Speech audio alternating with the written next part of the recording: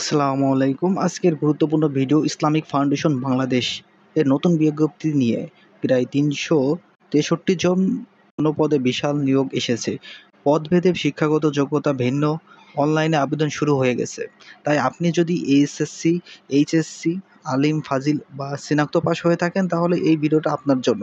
চলুন বিস্তারিত জানি একদম শুরু থেকে শেষ পর্যন্ত।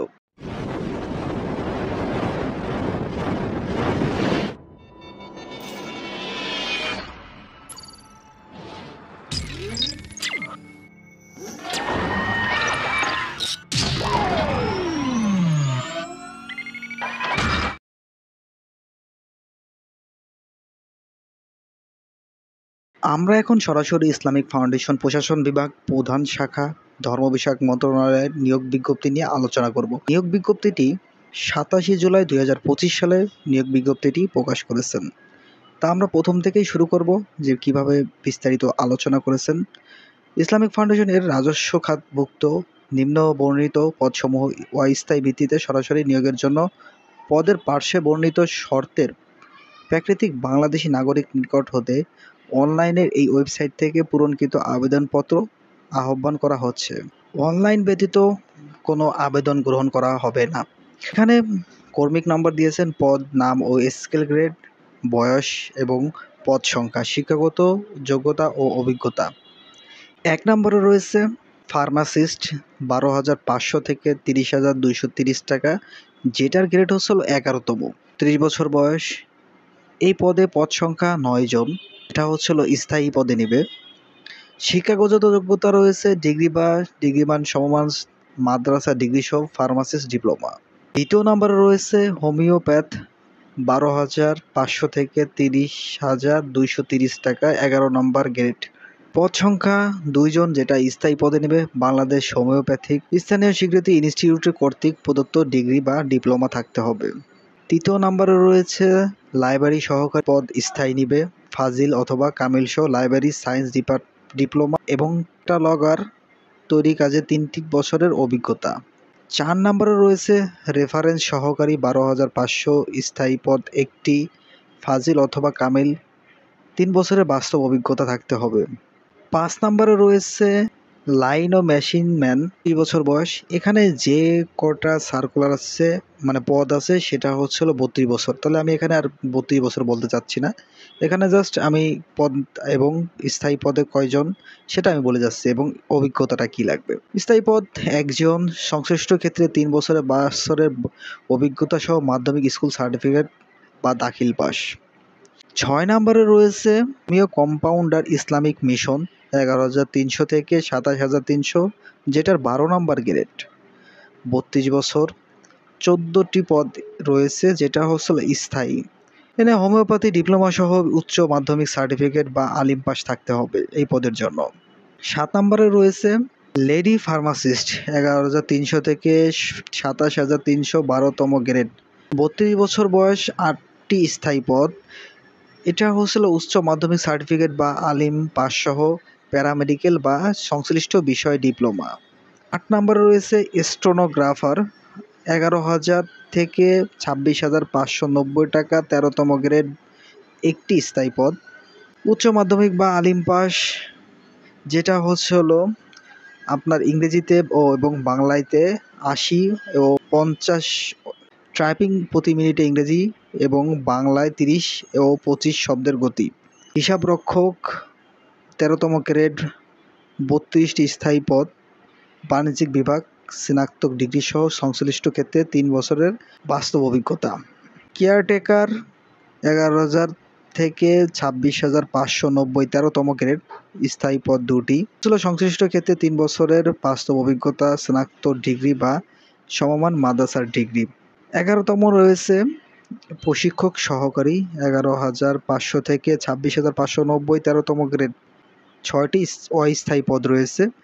কোনো স্বীকৃতি বিশ্ববিদ্যালয় হতে স্নাতক ডিগ্রি বা সমমান মাদ্রাসার ডিগ্রি। খ বিভাগে রয়েছে সরকারি, আধা সরকারি বা স্বায়ত্তশাসিত প্রতিষ্ঠানে ৫ বছরের চাকরির অভিজ্ঞতা। দিনী শিক্ষায় শিক্ষিত প্রার্থীদের অগ্রাধিকার দেওয়া হবে। ১২ নম্বরে রয়েছে অপারেটর, ১১,০০০ থেকে ২৬,৫৯০, ১৩তম গ্রেড, ২টি স্থায়ী পদ। 13 নম্বরে রয়েছে মেশিন ম্যান, 13তম গ্রেড, 5টি স্থায়ী পদ। 14 নম্বরে রয়েছে মনোকাস্ট, 13তম গ্রেড, 1টি স্থায়ী পদ।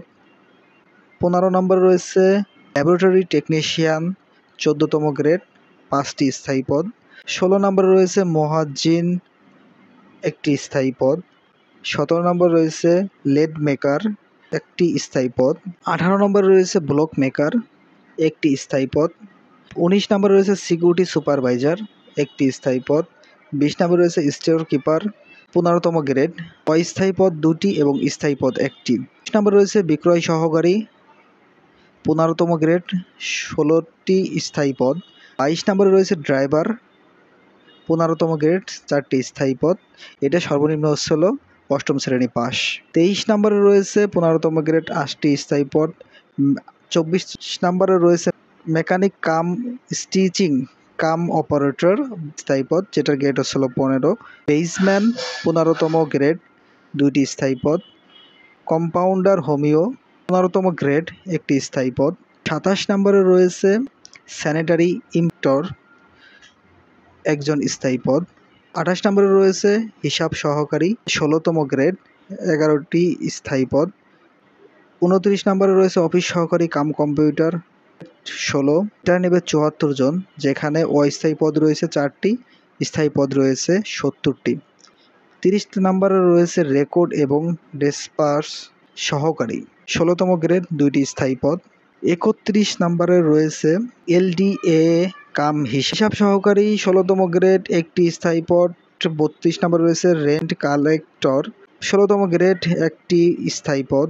25তম রয়েছে ফুড রিডার প্রেস, 16তম গ্রেড, 3টি স্থায়ী পদ। 34 নম্বরে রয়েছে অ্যাপ্রেন্টিস প্রেস, 8টি স্থায়ী পদ। 35 নম্বরে রয়েছে ইলেকট্রিশিয়ান, 16তম গ্রেড, 2টি স্থায়ী পদ। 36 নম্বরে রয়েছে খাদেম, 16তম গ্রেড, 8টি স্থায়ী পদ। 37 নম্বরে রয়েছে অডিও ভিজুয়াল অপারেটর, পদ সংখ্যা, যেটা আসলে অস্থায়ী, 18 নম্বর গ্রেড। 38তম মেস ক্লিনার, 19তম গ্রেড, 1টি স্থায়ী পদ। অফিস সহকারী, 20তম গ্রেড, 85টি, যেটা অস্থায়ী পদ হচ্ছিল আপনার 2টি এবং স্থায়ী পদ হচ্ছিল 83টি। 40 নম্বরে রয়েছে নিরাপত্তা প্রহরী, 20তম গ্রেড, 9টি স্থায়ী পদ। নম্বরে রয়েছে পরিচ্ছন্নতা কর্মী, 20তম গ্রেড, 12টি স্থায়ী পদ। 42 নম্বরে রয়েছে বাবুর্চি, 20তম গ্রেড, 7টি স্থায়ী পদ। 43 নম্বরে রয়েছে সহকারী বাবুর্চি, 20তম গ্রেড, 6টি স্থায়ী পদ। আমাদের পদ সংখ্যা আলোচনা করা হয়ে গেছে। এখন আমরা কিভাবে এই সার্কুলারের যে কোনো পদে কিভাবে আবেদন করব সেটা রয়েছিল নির্দেশনা একটু জেনে নেব।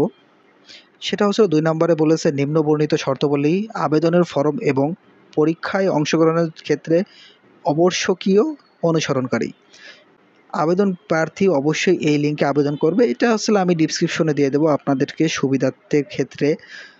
এরপরে প্রয়োজনের ক্ষেত্রে সরকারি ঘোষিত সমমানের ডিগ্রি গ্রহণযোগ্য হবে, যেটা সার্কুলারে বলেছে যে আপনার একাডেমিক যেটা ব্যাকগ্রাউন্ড বলেছে, একাডেমিকের কথা বলেছে সার্কুলারের পাশে, সেটা অবশ্যই গ্রহণযোগ্য হবে সরকারি ঘোষিত। অনলাইনে আবেদন সংক্রান্ত নিয়মাবলী, আবেদন সংক্রান্ত নিয়মাবলী আপনারা এখান থেকে দেখে দেবেন। আবেদন ফি জমা দেওয়ার শুরু ছিল 30শে জুলাই 10টা থেকে 26শে আগস্ট 5টা পর্যন্ত অনলাইনে চলবে। আর 72 ঘন্টার মধ্যে ফিটা জমা দিতে হবে। আর আমার বিহেভিয়ারের ক্ষেত্রে এটার সুবিধা আছে, যেটা আমি অ্যাপ্লিকেশনটা আপনার করে দিব, সেটার কোনো সার্ভিস চার্জটি দেওয়া লাগবে না আমাকে। আপনি শুধু জাস্ট সরকারি যেটা ফি সেটা আপনি দিয়ে দিলেই হবে। সেটা হচ্ছে আপনি আপনার টেলিটক সিম দিয়েই পেমেন্ট করতে পারবেন সহজে। এরপরে আমি যখন একটু নিচে নামলাম, এখানে খ নাম্বারে বলেছে অনলাইনে আবেদন প্রার্থী তার রঙিন ছবি 300x300 পিক্সেল ও স্বাক্ষর দৈর্ঘ্য 300x80 পিক্সেল স্ক্যান করে নির্ধারিত আপলোড করতে হবে। ছবির সাইজ সর্বোচ্চ 100 কেবি ও স্বাক্ষর সাইজ 60 কেবির মধ্যে হতে হবে, যেটা আমি আসলে পূর্বের ভিডিওতে দেখিয়ে দিয়েছিলাম A to Z কীভাবে আপনি ছবি রিসাইজ করবেন, সিগনেচার রিসাইজ করবেন। তো যদি কেউ না বুঝতে পারেন অবশ্যই হোয়াটসঅ্যাপে নক করবেন, আমি আপনাদেরকে ছবি এবং সিগনেচারটি এই রেজুলেশনে করে দিতে পারবো। অনলাইনের আবেদন পূরণ তথ্য যাচাইয়ের পরবর্তী সকল কার্যক্রম ব্যবহৃত হবে, যেহেতু অনলাইনে আবেদনপত্র সাবমিট করার পূর্বে পূরণকৃত সকল তথ্যের সঠিকতা সম্পর্কে প্রার্থী নিজের শতভাগ নিশ্চিত হতে হবে। এখানে আপনি বিস্তারিত অনেক কিছুই বলে দিয়েছে। সেটা হলো আমি এখন ভিডিওটা আর বড় করতে চাচ্ছি না। আপনারা সার্কুলারটির ডিসক্রিপশনের লিঙ্ক দিয়ে দেবো। আপনারা সার্কুলার প্লাস অ্যাপ্লিকেশন কীভাবে করবেন সেক্ষেত্রে সেগুলো আপনি জেনে নিতে পারবেন। তবে আমি এখানে আরেকটু ধারণা দিয়ে দিই। সেটা হলো আপনাদের সর্বোচ্চ 1 থেকে 7 কর্মিক নম্বর থেকে 150 টাকা সরকারি ফি, আর সর্বনিম্ন ফি হচ্ছে 56 টাকা। প্রতিটা এসএমএস-এর জন্য 6 টাকা করে যোগ করবে। এসএমএস-এর ক্ষেত্রে আপনি সব কিছু এখানে দেওয়া আছে। আর আমি আপনাদেরকে বলছি যে সার্কুলারটি আমি অবশ্যই আপনাদেরকে ইয়াতে দিয়ে দিব, ডিসক্রিপশনে দিয়ে দেবো, আপনারা দেখে নিন। এই সার্কুলারে অন্তত গুরুত্বপূর্ণ এবং এতগুলো পদের জন্য আপনি অবশ্যই একটি না একটি পদের জন্য উপযুক্ত হতে পারেন। দয়া করে ভিডিওটি শেয়ার করুন যাতে আরও অনেকে বেকার যুবক যুবতী এই সুযোগটি জানতে পারে। আপনি যদি কোনো প্রশ্ন থাকে কমেন্টে জানাতে ভুলবেন না। আবেদন করার শেষ সময় আগেই ফর্ম পূরণ করে ফেলুন। ভিডিওটি ভালো লাগলে লাইক দিন, সাবস্ক্রাইব করুন এবং পাশে থাকুন। আর আপনারা যারা আবেদন করতে পারবেন না, আমরা আপনাদেরকে ফ্রিতে কোনো সার্ভিস চার্জ ছাড়াই আমরা সার্কুলারটির আবেদন করে দিব। এটা শুধু চাই আমি আপনাদের ভালোবাসা এবং সাপোর্ট। তো আল্লাহ হাফেজ।